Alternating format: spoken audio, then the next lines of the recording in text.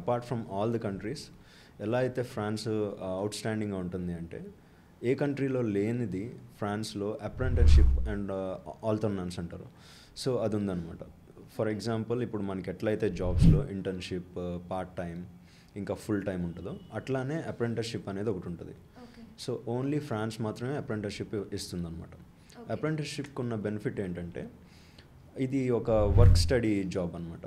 So ఒక company recognise చేస్తుంది as a స్టూడెంట్గా నేను, అండ్ కాలేజ్ కానీ ఒక స్కూల్ కానీ నేను ఒక ఎంప్లాయీగా రికగ్నైజ్ చేస్తుంది.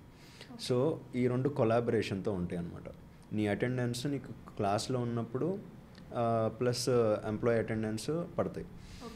ఇంకో బెనిఫిట్ ఏంటంటే మెయిన్గా మన ఇంటర్నేషనల్ స్టూడెంట్స్కి లోన్స్ తీసుకొని వచ్చిన వాళ్ళు ఉంటారు, ఇట్లా ఇన్వెస్ట్ చేసి వచ్చిన వాళ్ళు ఉంటారు. అప్రెంటిస్షిప్ వస్తే మనకి entire college fees company pay చేస్తుంది అనమాట. సో ప్లస్ శాలరీ ఇస్తుంది. అదొక మేజర్ బెనిఫిట్ అనమాట. సో అప్రెంటిస్షిప్స్ స్టూడెంట్స్ ఎప్పుడు అప్లై చేసుకోవాలి, ఏంటి అసలు? యాక్చువల్లీ ఫ్రాన్స్లో ఒక సర్టెన్ టైమ్ ఆఫ్ క్వాలిఫికేషన్కి రూల్ ప్రకారము ఇన్ని మంత్స్ తర్వాత అప్లై చేయొచ్చు అనేది ఉంటుంది.